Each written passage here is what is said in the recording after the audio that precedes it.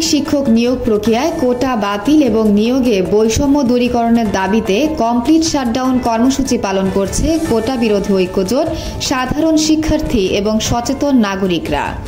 সোমবার সকাল থেকেই সংগঠনের নেতাকর্মী ও নিয়োগ প্রত্যাশীরা রাঙামাটি পার্বত্য জেলা পরিষদের মূল ফটকে অবস্থান নিলে প্রতিষ্ঠানটির সব ধরনের নিয়মিত কার্যক্রম প্রায় স্থবির হয়ে পড়ে। সকাল 10:30টায় জেলা পরিষদ ফটকে অনুষ্ঠিত সংক্ষিপ্ত সমাবেশে বক্তব্য রাখেন মোহাম্মদ জনি, মোহাম্মদ ইমরান রুবেল, ইফতেখার রুবেল, রাকিব হাসান সহ আন্দোলনকারীদের শীর্ষ নেতারা। বক্তারা জানান 7% কোটা এবং 93% মেধা ভিত্তিক নিয়োগ নিশ্চিত করা, বৈষম্যমূলক কোটা প্রথা বাতিল সহ 6 দফা দাবি দীর্ঘদিন ধরে জানিয়ে আসলেও কোনো অগ্রগতি নেই। দাবি না আদায় হওয়া পর্যন্ত আন্দোলন চলবে বলে হুঁশিয়ারি দেন আন্দোলনকারীরা।